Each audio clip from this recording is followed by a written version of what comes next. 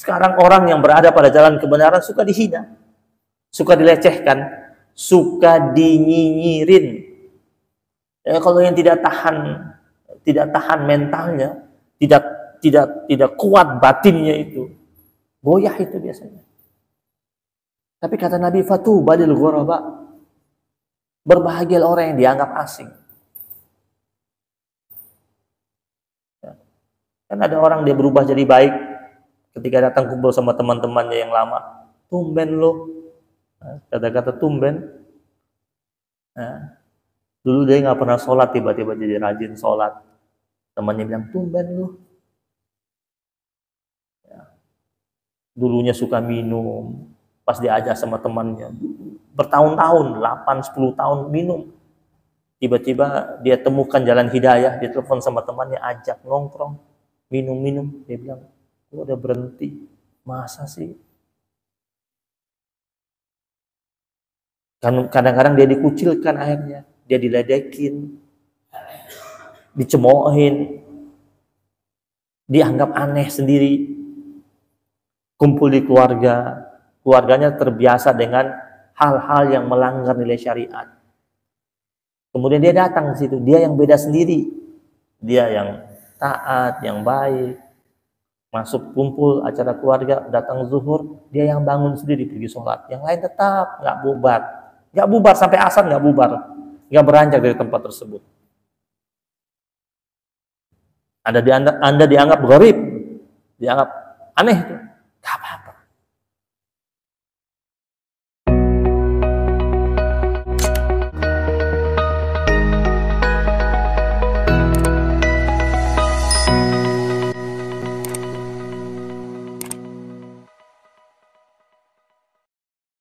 Bismillahirrahmanirrahim. Assalamualaikum warahmatullahi wabarakatuh.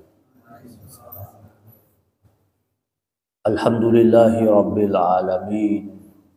Wa bihi nasta'inu ala umuri dunya waddin.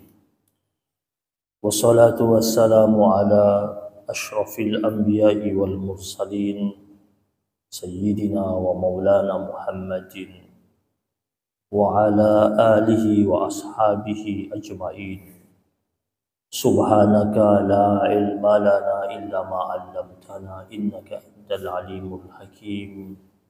Subuhun qudusun rabbuna wa rabbul malaikati war ruh. Muslimin muslimat jamaah majlis kajian Ba'dal Maghrib Masjid Fatimah Muhammad yang dimuliakan Allah Subhanahu wa Ta'ala. Alhamdulillah, segala syukur dan pujian kita persembahkan kepada Allah atas limpahan rahmat dan karunia serta anugerah yang Allah berikan kepada kita, sehingga pada malam hari ini kita kembali sama-sama hadir dan duduk di majlis ilmu. Tentu kita berharap agar Allah Subhanahu wa Ta'ala hadirkan limpahan rahmat, taufik, ridha dan inayah dari Allah Subhanahu wa Ta'ala, dan semua yang kita lakukan sepanjang hari ini mendapatkan limpahan rahmat dari Allah Subhanahu wa Ta'ala. Jamaah yang dimuliakan Allah Subhanahu wa Ta'ala, kita semua tentu harus memahami bahwasanya Islam adalah agama yang menuntun dan membimbing umat manusia kepada jalan kebenaran, membersihkan dan membebaskan umat manusia dari kesesatan dan kejahiliaan. Nabi Muhammad SAW sebagai pemangku risalah datang membawa pesan, mengikat manusia agar senantiasa meniti jalan lurus, yaitu jalan yang diridhoi oleh Allah Subhanahu wa Ta'ala. Bahkan dalam rangkaian jalannya, dalam ajaran Islam itu, kita senantiasa membuka dan mengawalinya dengan memohon petunjuk dari Allah Subhanahu wa Ta'ala.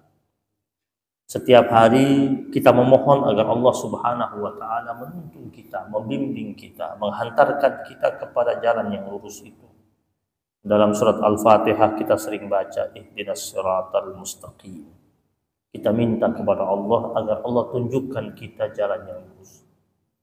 Nah, jamaah yang dirahmati Allah Subhanahu wa taala, di dalam firman Allah yang lainnya, yaitu dalam surat Al-Insan ayat yang ketiga, Allah Subhanahu wa taala mengingatkan kepada kita, inna hadainahu sabila imma syakiran wa imma kafura. Bahwasanya Allah Subhanahu wa taala telah menunjukkan kepada manusia itu jalan yang lurus. Allah katakan hadainahu sabil.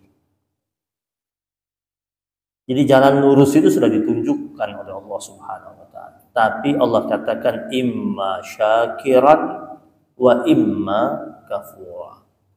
Ada yang bersyukur hingga akhirnya tetap bertahan pada jalan yang lurus itu.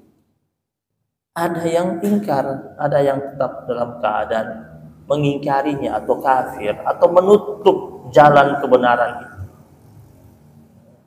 Bahkan dalam firman Allah yang lain dalam surat Asy-Syura ayat 52 Allah katakan wa innaka latahdi ila siratim mustaqim.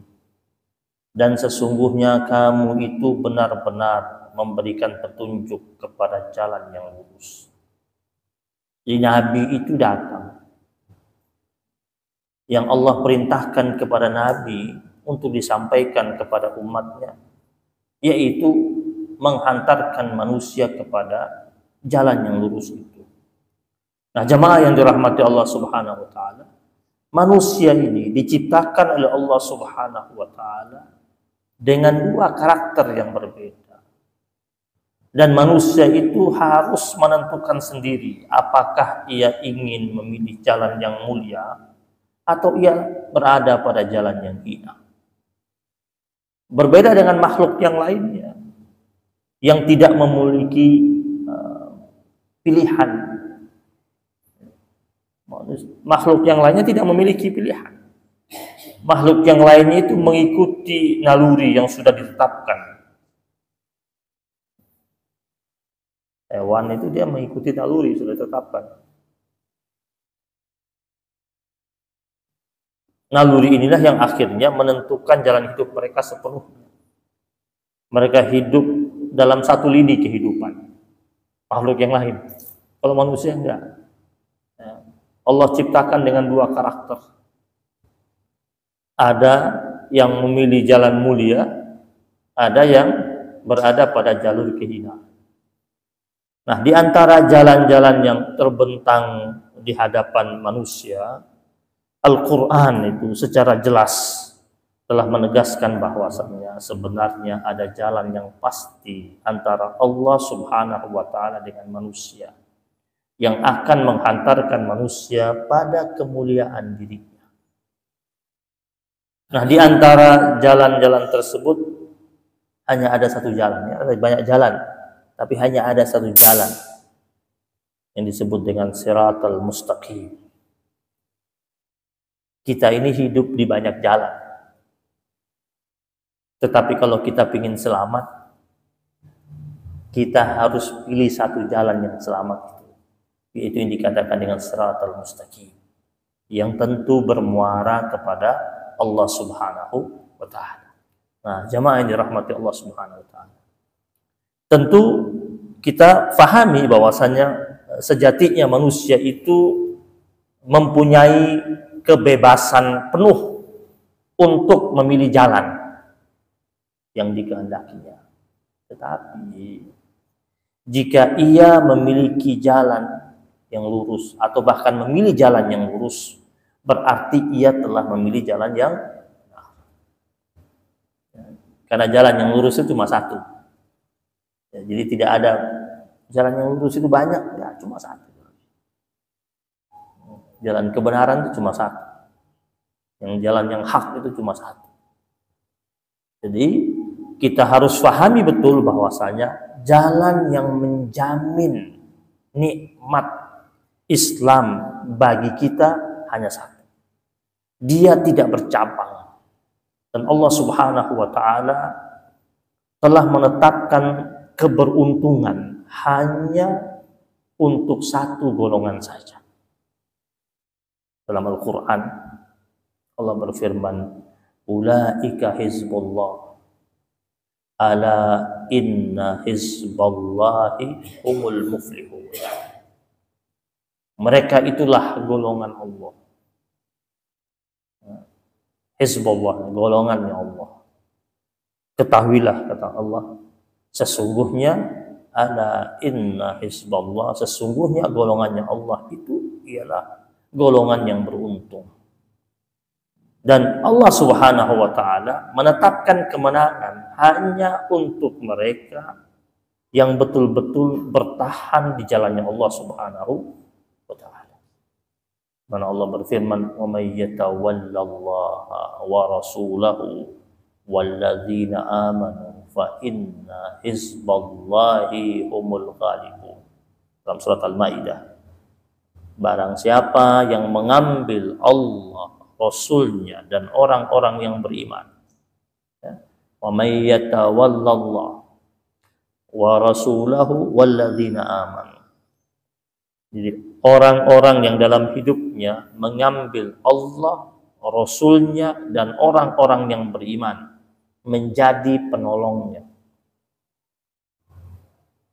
menjadi sahabat setianya, sesuatu yang menjadi dekat dengan mereka, fa inna hizballahi humul ghalibun.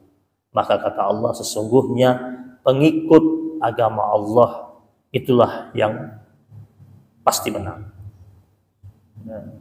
Jadi makna daripada fa inna hizballah humul ghalibun, pengikut agama Allah, pengikut ajaran Allah itu pasti menang. Ini janji Allah. Dan kita harus percaya dan yakin dengan janji Allah Subhanahu wa taala.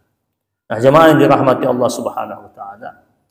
Jadi bagaimanapun jika kita ini mencari dalam kitab Allah dan sunnah Rasulullah SAW, maka kita tidak akan menemukan di dalam firman Allah dan sunnah Rasul yang berbicara tentang pengkotak-kotakan umat. Kita ini dibilang umat wahidah, umat yang satu.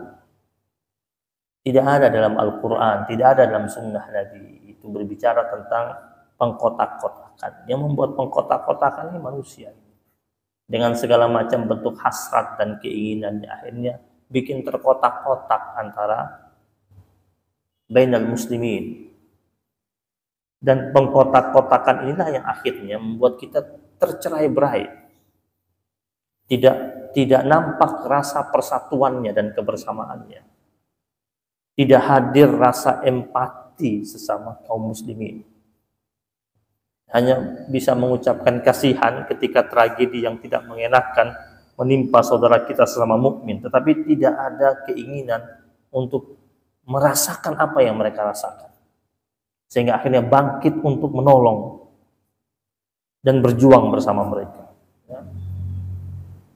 Islam tidak mengenal itu adanya kelompok-kelompok, pengkelompokan. Ada golongan-golongan.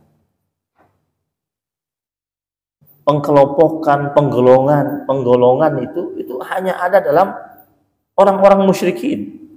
Dalam surat Ar-Rum ayat 31 sampai 32 Allah katakan itu. Wala takunu minal musyrikin, dan janganlah kamu termasuk seperti orang-orang musyrik, orang-orang yang menyekutukan Allah Subhanahu wa taala. Minal ladzina farraqu dinahum, yaitu orang-orang yang memecah belah agama mereka. Itu bukan karakter kaum muslimin. Yang memecah belah agama karakternya siapa? Karakter orang musyrik. Lihat orang musyrik itu patungnya aja beda-beda.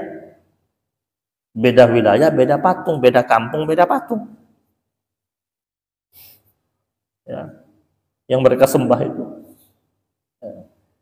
Penamaan mereka terhadap Tuhan mereka pun beda-beda. Maka Allah bilang jangan ikut, jangan jadi kalian seperti orang-orang musyrik itu. Siapa itu? Minal ladzina farraqu dinahum, yaitu orang-orang yang memecah belah agama mereka. Wa kanu syi'an, dan mereka menjadi beberapa golongan. Kullu hizbin bima ladaihim farihun. Tiap-tiap golongan, ya mereka sudah terpecah sekian golongan, dan tiap-tiap golongan merasa bangga dengan apa yang ada pada golongan mereka. Satu golongan dia puji, merasa golongannya paling tinggi daripada golongan yang lain, merasa lebih mulia daripada yang lain. Islam tidak mengenal itu. Islam itu hanya mengenal satu nilai kemuliaan. Inna akramakum indallahi atqakum.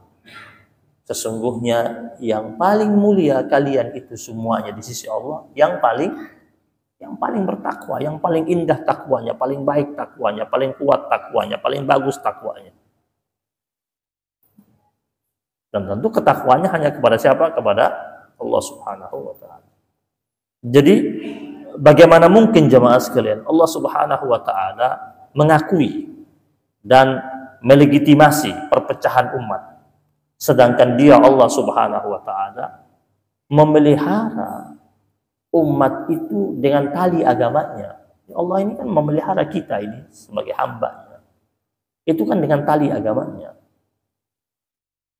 Dan Allah Subhanahu wa taala perintahkan itu kepada Rasulullah sallallahu alaihi wasallam, dan Allah mengecam bagi orang yang berada pada kondisi perpecahan. Dikecam sama Allah Subhanahu wa taala. Bisa kita perhatikan dalam surat Al-An'am ayat 159. Allah katakan, innal ladzina farraqu dinahum, sesungguhnya orang-orang yang memecah belah agamanya itu, wa kanu syi'an, dan mereka itu terpecah menjadi beberapa golongan, lasta minhum. Allah bilang sama Nabi, tidak ada sedikit pun, lasta minhum fi syai'. Allah katakan, lasta minhum fi syai'. Engkau tidak memiliki tanggung jawab sedikit pun terhadap mereka. Jadi kita ini diperintahkan sama Allah berarti apa? Sebagaimana Allah perintahkan kepada Nabi Muhammad SAW, berlepas diri dari orang yang melakukan perpecahan. Artinya kita lihat ada orang mengaku mukmin, kemudian dia mudah mengajak orang untuk terpecah, tinggalkan. Ya. Jangan masuk di situ. Jangan bergaul dengan orang yang mudah mengajak pada perpecahan. Allah katakan sama Nabi, lasta minhum fi syai'. Tidak ada sedikit pun tanggung jawabmu terhadap mereka. Innama amruhum ilallah. Sesungguhnya urusan mereka itu hanyalah terserah pada Allah Subhanahu wa taala. Serahin sama Allah. Biar Allah yang urus tuh orang-orang yang mudah-mudah memecah belah umat. Summa yunabbi'uhum bima kanu yaf'alun.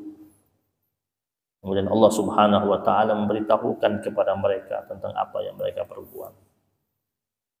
Ada sahabat Nabi, Muawiyah bin Abi Sufyan radhiyallahu taala anhu, dia pernah berkata, kata beliau, ketahuilah bahwasanya Rasulullah sallallahu alaihi wasallam, kata Muawiyah, pernah berdiri di tengah-tengah kami. Muawiyah mengatakan Rasul berdiri di tengah-tengah para sahabat-sahabat.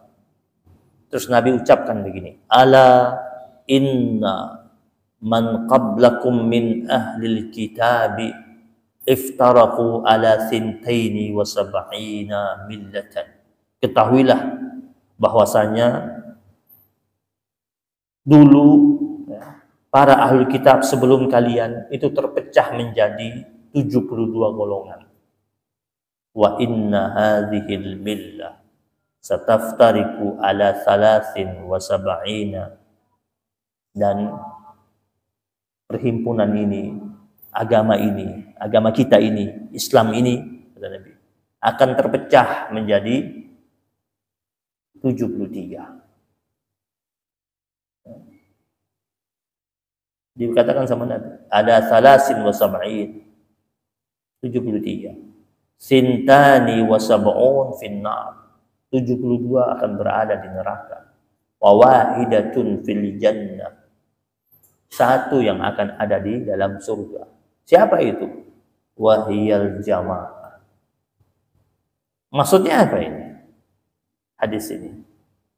Ada ulama yang mengomentari hadis ini. As-San'ani rahimahullah, dia mengatakan bahwasanya penyebutan bilangan dalam hadis ini bukan menjelaskan tentang banyaknya orang yang bakal binasa, akan tetapi hanya untuk menerangkan tentang luasnya jalan-jalan kesesatan. Jadi hadis ini menjelaskan bahwasanya tentang banyaknya jalan kesesatan di kemudian hari, tentang banyaknya cabang-cabang kesesatan, serta Nabi menekankan bahwasanya kebenaran itu cuma hanya satu. Apa itu? Yaitu yang seperti ditetapkan oleh Allah dan Rasulullah Sallallahu Alaihi Wasallam. Jadi Allah dan Rasulullah Sallallahu Alaihi Wasallam menetapkan tentang satu kebenaran itu, yaitu apa? Bersatu, ummatan wahidah, umat yang satu, Islam, udah. Maka dalam Al-Quran Allah Subhanahu Wa Taala ingatkan kita, surat Al-An'am ayat 153, jelas itu. Wa anna hadza sirati mustaqiman fattabi'uh. Allah katakan, dan bahwa inilah ya, adalah jalanku, jalan aku Allah Subhanahu wa taala yang lurus. Fattabi'uh, maka ikutilah jalan lurus itu, kata Allah. Wala tattabi'us subula, dan janganlah kalian mengikut jalan-jalan yang lain. Dan kita baca tiap hari, kita mengatakan ihdinas siratal mustaqim. Kita minta sama Allah berikan kita petunjuk jalan yang lurus. Sedangkan jalan yang lurus itu sudah dijelaskan dalam Al-Quran, dalam hadis. Tuntunannya sudah ada. Tinggal ngikut. Dan Allah bilang inilah jalan aku yang lurus ini. Ikuti. Dan jangan ikuti wala tattabi'us subula. Jangan kalian ikuti jalan-jalan yang lain-lain itu yang dibuat oleh syaitan dan pengikut-pengikutnya itu. Fatafarraqa bikum an sabili, sehingga akhirnya kalian bercerai-berai dari jalan aku, Allah Subhanahu wa taala. Nah, jemaah yang dimuliakan Allah Subhanahu wa taala, pada ayat ini, pada surat Al-An'am ayat 153, Allah Subhanahu wa taala menggunakan kata jamak. Ada kata jamak yang Allah pakai dan ada kata tunggal. Ketika untuk jalan Allah, Allah menggunakan kata tunggal. Tapi ketika Allah menggunakan kata jamak itu untuk jalan-jalan yang banyak itu, yang bercabang itu, Allah katakan jangan ikuti. Kenapa? Karena jalan yang bercabang yang banyak itu adalah jalan kesesatan. Jalan yang jauh dari petunjuk Allah Subhanahu wa ta'ala. Allah memerintahkan kita sebagai hamba-Nya, surat Al-An'am tadi itu 153, untuk kita hanya berada pada satu jalan yang hak, satu jalan yang benar, yang telah dituntun oleh Allah Subhanahu wa ta'ala. Suatu hari Nabi pernah dari sahabat Nabi Abdullah Ibnu Mas'ud radhiyallahu taala anhu, dia berkata, satu hari Nabi itu pernah di hadapan para sahabat-sahabat, terus Nabi tiba-tiba bikin satu garis. Khatta lana, kata Abdullah Ibnu Mas'ud, Nabi suatu hari membuat satu garis, diperlihatkan kepada kami. Khatta lana Rasulullah sallallahu alaihi wasallam khattan. Summa qala hadza sabilullah. Terus Nabi katakan, ini jalan Allah. Satu garis dibikin sama Nabi. Sebenarnya ini jalan Allah. Summa khatta khututan an yaminihi wa an shimalihi, ya. Wa an yaminihi wa an shimalihi. Jadi lalu Nabi setelah itu, setelah buat satu garis, lalu kemudian Nabi bikin garis yang banyak. Di kanan Nabi bikin banyak, lebih dari 5. Di kiri Nabi bikin banyak, lebih dari 5. Terus Nabi katakan, summa qala hadhihi subulun. Inilah jalan-jalan. Satu garis Nabi bikin, di tengah tadi itu cuma satu, Nabi bilang ini jalannya Allah. Terus Nabi garis di kanan, banyak lebih dari 5. Garis di kiri, banyak lebih dari 5. Nabi katakan ini adalah jalan-jalan. Qal yazidu mutafarriqatun ala kulli sabilin minha syaitanun yad'u ilaih. Terus Nabi Muhammad SAW mengatakan, setelah Nabi garis yang banyak-banyak itu, Nabi katakan, pada setiap jalan yang banyak ini, sampai 5 lebih itu, satu garis itu, pada setiap jalan ini, kata Nabi, ada setan yang mengajak pada jalannya. Berapa setan berarti itu? Tiap jalan ada setannya. Lalu setelah itu baru Nabi baca firman Allah. Tsumma qara'a inna hadza sirati mustaqiman. Nabi baca firman Allah. Ini, sesungguhnya ini adalah jalanku yang lurus. Fattabi'uh, maka ikutilah jalan yang lurus ini. Wala tattabi'us subula, dan janganlah kalian mengikuti jalan-jalan yang banyak ini, kata Nabi. Yang kiri yang banyak ini, kiri lebih dari 5 sampai 10, kanan lebih dari, jangan ikutin ini.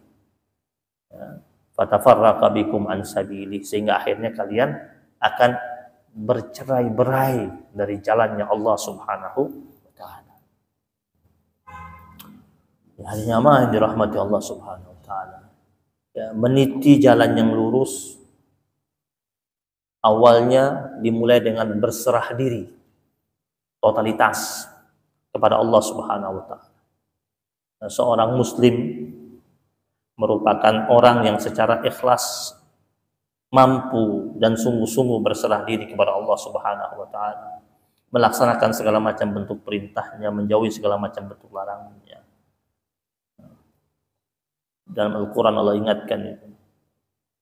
Wa man ahsanu dinan mimman aslama wajhahu lillah wa huwa muhsin. Dan siapakah yang lebih baik agamanya daripada orang yang ikhlas menyerahkan dirinya kepada Allah Subhanahu wa taala, wa huwa muhsin, sedangkan dia pun mengerjakan kebaikan. Ya.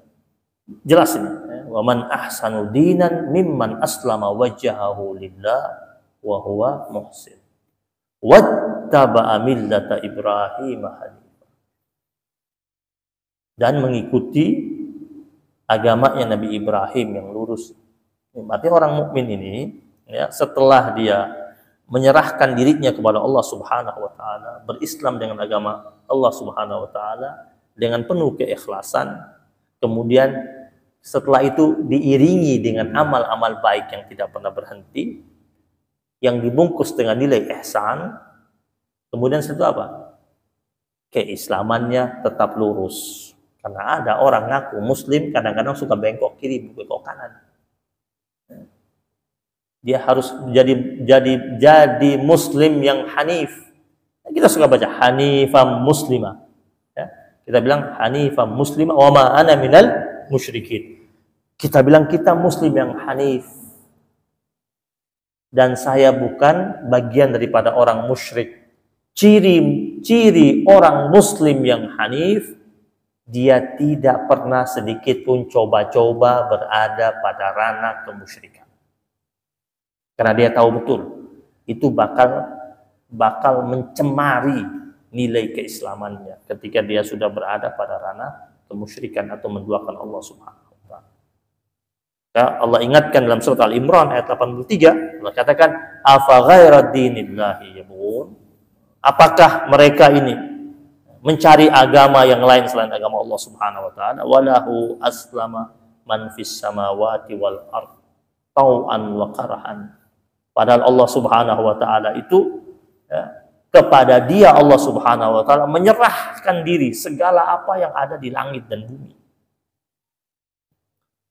Tau'an wa karahan, apakah itu dalam keadaan suka maupun terpaksa.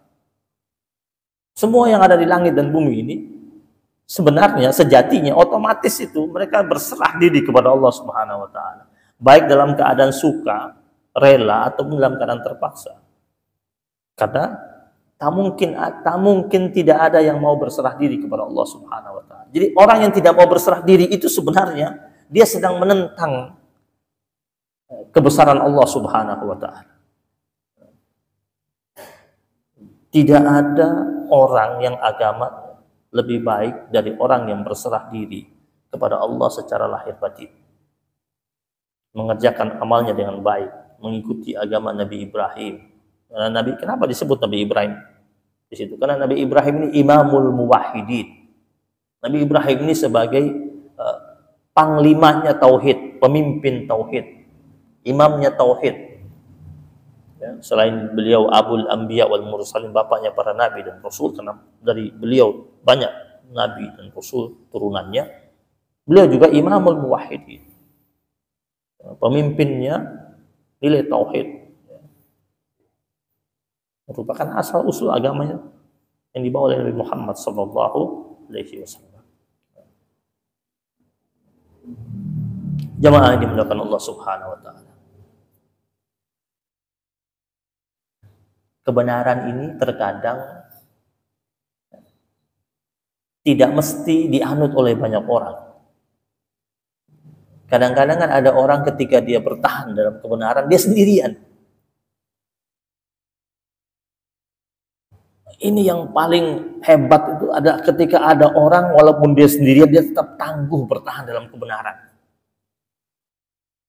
Yang terjadi biasanya ada orang kalau jumlahnya lebih sedikit suka kalah dalam mempertahankan nilai kebenaran. Maka cobaan yang terberat itu adalah ketika seseorang dia harus bertahan dengan nilai kebenaran sedangkan dia dalam keadaan sendirian atau dalam kelompok yang sangat minoritas. Kita ingat awal-awal dakwahnya Nabi, itu pengikut kebenaran ajaran Nabi itu sedikit. Makanya kenapa mereka menjadi orang-orang pilihan di kemudian hari, karena mereka mampu bertahan dengan nilai kebenaran sedangkan jumlah mereka sedikit dan tetap kokoh tangguh dalam kebenaran, seperti Bilal yang walaupun disiksa seperti apapun dia tetap tidak mau berubah akidahnya, dia tetap mengucapkan ahad tentang keesaan Allah Subhanahu wa taala. Jadi meskipun seseorang itu sendirian dalam genggaman ajaran kebenaran, kemudian dia tetap berada pada nilai kebenaran tersebut, dia tidak perlu berkecil hati. Ya. Dia harus berbangga dengan keyakinannya itu dan bertahan dengan nilai kebenarannya. Abdullah bin Mas'ud mengatakan yang disebutkan dengan jamaah pada hadis tadi itu jika mengikuti kebenaran walaupun sendirian, wa in kunta wahdak. Yang dikatakan dengan yang selamat itu, yang jamaah itu, kata Abdullah bin Mas'ud, walaupun kau sendirian, tapi kau tetap bertahan pada nilai kebenaran, itu yang disebut dengan jamaah.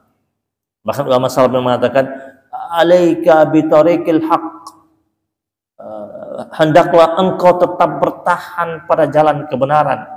Jangan engkau berkecil hati dengan sedikitnya orang yang mengikuti jalan kebenaran tersebut. Kan kadang-kadang ada orang akhirnya mundur. Kok sedikit? Apa benar ini? Ya, kalah sama suara banyak, akhirnya mundur. Kemudian akhirnya ikut arus. Ya. Akhirnya dia bilang, kalau nggak ikut gimana ya? Akhirnya yang dipikir apa? Nilai-nilai materi duniawi. Ya. Dan janganlah kalian berada pada jalan kebatilan, dan hati-hatilah kalian. Jangan engkau tertipu, kata ulama, dengan banyaknya orang yang mengikuti jalan batil. Jangan sampai tertipu. Kenapa? Nanti engkau bakal binasa. Islam ini ketika pertama kali datang, dia dianggap aneh, dianggap asing. Badal Islam ghariban. Nabi katakan, Islam itu datang dalam keadaan yang asing. Summa ya'udu ghariban. Dan Islam itu akan kembali dalam keadaan asing seperti awalnya. Ini lagi akhir zaman. Orang-orang yang betul-betul bertahan dengan nilai kebenaran Islam itu dianggap asing. Sebagaimana dahulu ketika Islam itu baru datang. Nah, dan berbahagialah fatuba lil ghuraba. Berbahagialah orang yang dianggap asing. Anda dianggap asing, tapi Anda berada pada jalan kebenaran. Bahagia. Sekarang orang yang berada pada jalan kebenaran suka dihina, suka dilecehkan, suka dinyinyirin. Ya, kalau yang tidak tahan mentalnya, tidak kuat batinnya itu, goyah itu biasanya. Tapi kata Nabi, fatu balil ghuraba, berbahagia orang yang dianggap asing. Ya. Kan ada orang dia berubah jadi baik ketika datang kumpul sama teman-temannya yang lama. Tumben lo, kata-kata tumben. Nah, dulu dia nggak pernah sholat, tiba-tiba jadi rajin sholat. Temannya bilang, tumben lo. Ya. Dulunya suka minum, pas diajak sama temannya, bertahun-tahun, 8-10 tahun minum. Tiba-tiba dia temukan jalan hidayah, dia telepon sama temannya, ajak nongkrong, minum-minum. Dia bilang, gua udah berhenti. Masa sih? Kadang-kadang dia dikucilkan akhirnya, dia diledekin, dicemoohin, dianggap aneh sendiri. Kumpul di keluarga, keluarganya terbiasa dengan hal-hal yang melanggar nilai syariat. Kemudian dia datang ke situ, dia yang beda sendiri. Dia yang taat, yang baik. Masuk kumpul acara keluarga, datang zuhur, dia yang bangun sendiri pergi sholat. Yang lain tetap nggak bubar. Nggak bubar sampai asar, nggak bubar. Nggak beranjak dari tempat tersebut. Anda dianggap gharib, dianggap aneh itu. Nggak apa-apa. Kadang-kadang kita datang di satu acara, kita datang isi di satu acara. Acaranya tasyakuran. Zuhur masuk, setelah selesai, yang hadir 50 orang, yang sholat cuma 15. Judul acaranya tasyakuran. Ada kajiannya, ada pengajian, pembukaannya pakai baca Quran. Acara 50 orang lebih. Yang sholat cuma 15. Kadang-kadang kita bingung, yang isi acara bingung kita yang ceramah. Kita pulang pamit, masih duduk santai, ketawa-ketawa makan. Yang sholat sama kita cuma 15 orang, paling banyak tuh. Ya. Jadi jangan bawa gharib. Ramadan, kamu lihat di tempat-tempat buka puasa. Penuh pada duduk buka semua tuh. Buka semua. Habis buka, coba yang turun ke bawah cari musola sholat. Berapa persen? Yang lanjut duduk sampai azan Isya, berapa orang?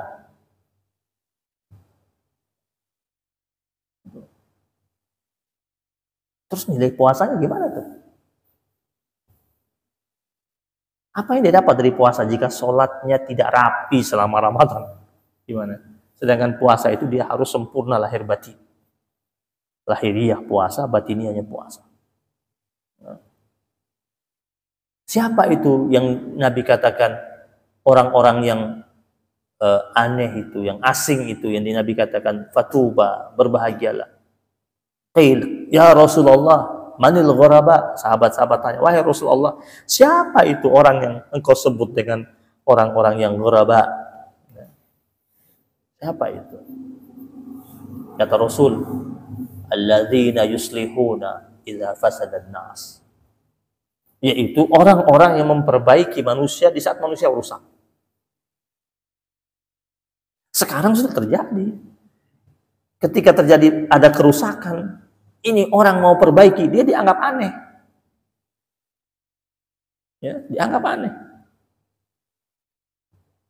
Jangan begini, ini curang. Lu kagak tahu aja. Ini udah biasa, kita udah biasa buat. Lu jangan aneh-aneh deh. Nah, suka ada bilang begitu kan? Aneh lu. Ini udah biasa, ini di kantor ini udah biasa kayak begini. Tapi kan laporan seperti ini nggak boleh. Udah deh, ikutin aja. Lu aneh-aneh lu. Nah, ghuraba. Ya. Jadi yang bertahan dalam nilai kebenaran suka dianggap aneh. dalam riwayat yang lain Abdullah bin Amr bin As itu Nabi ditanya, apa itu ghuraba? Nabi katakan unasun salihuna fi unasin. Unasun salihuna fi unasi su'in katsirim man ya'sihim aktsaru mimman yuti'uhum. Yang dinamakan dengan ghuraba itu, kata Rasul, orang-orang saleh yang berada di tengah banyaknya orang-orang jelek. Itu ghuraba. Satu komplek ya, hanya ada sedikit yang baik, ghuraba itu. Ya. Orang-orang saleh yang berada di tengah-tengah banyaknya orang jelek. Pasti dianggap ghuraba. Ya. Lalu ya, orang yang mendurhakainya lebih banyak daripada yang mentaatinya. Sudah masuk nggak zaman-zaman ini? Sudah ada kan? Sudah kelihatan? Sudah kelihatan. Lalu sekarang ya, penyebab terhalangnya seseorang dari jalan kebenaran. Yang pertama, kurangnya nilai keimanan.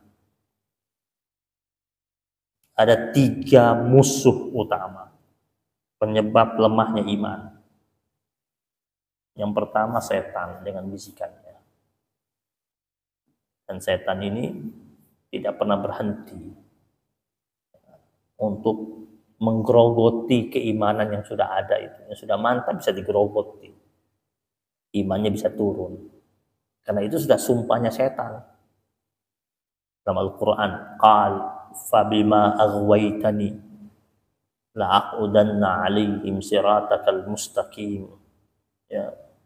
Ini iblis bilang, karena engkau telah menghukum saya sesat, ya Allah, maka saya akan benar-benar menghalangi mereka manusia dari jalanmu yang lurus. Kerjaan dia ya, belok-belokin kita itu. Summa la'atiyannahum min baini aydihim wa min khalfihim. Lalu saya akan datangi mereka, ganggu mereka, goda mereka dari depan, dari belakang. Wa an aymanihim wa an syama'ilihim. Saya datang ganggu mereka dari kanan, dari kiri. Diganggu terus. Wala tajidu aktsarahum syakirin. Dan engkau tidak akan dapat banyak di antara mereka yang bersyukur. Terus diganggu, terus dirusak dari segala macam penjuru.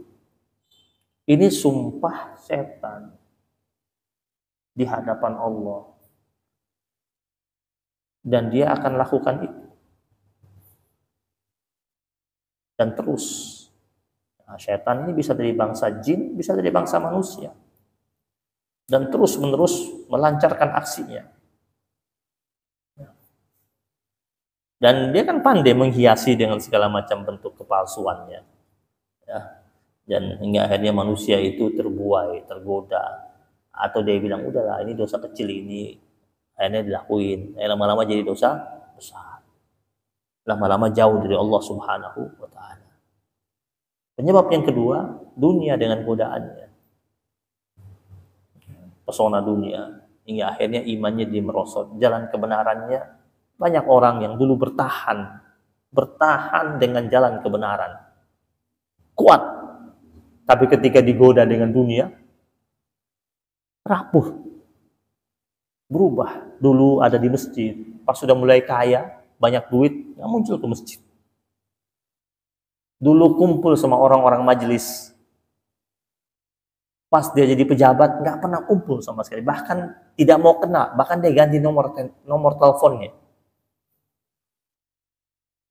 Dulu bisa ditegur, bisa disapa, bisa dijumpai kapan saja. Sulit untuk dijumpai oleh teman-teman baiknya. Teman-teman baik udah. Malah sekarang dia ganti komunitas. Komunitasnya sudah nano-nano, sudah aneh-aneh. Dunia. Jadi dunia ini pesonanya bisa melencengkan seseorang dari jalan kebenaran. Bahkan bisa menghantarkan seseorang terjerembab pada jalan kebatilan.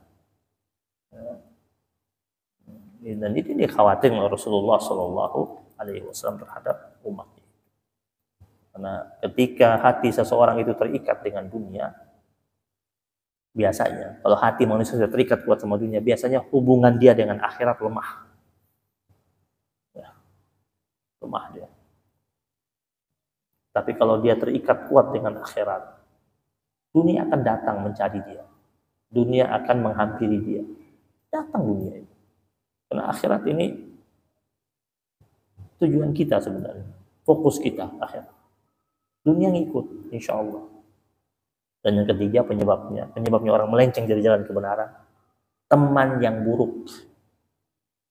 Teman dapat mempengaruhi pribadi. Maka carilah teman yang kita anggap dia mampu menghadirkan energi positif. Jadi kalau ada teman yang kita rasa ini orang nih suka hadirkan energi negatif, jauhi. Karena kalau kita terlalu dekat-dekat dengan dia, lama-lama energi negatifnya ini membuat kita terhalang dari jalan kebenaran. Atau bisa jadi kita yang sudah berada pada jalan kebenaran akan meninggalkan jalan kebenaran tersebut. Gara-gara pengaruh dari teman. Tiga ini yang membuat seseorang bisa melenceng dari jalan kebenaran atau keluar dari jalan kebenaran. Dan mudah-mudahan Allah jaga kita dan tetap bertahan pada jalan kebenaran tersebut. Mari sama-sama kita baca Fatihah untuk kebaikan hidup kita, keberkahan hidup kita, keluarga kita, orang tua kita, anak keturunan kita, dan kita doakan yang telah mewakafkan masjid ini, Masjid Fatimah Muhammad, agar wakafnya ini betul-betul diterima mulia oleh Allah Subhanahu wa taala. Ala hadhihi niyyah al-Fatihah.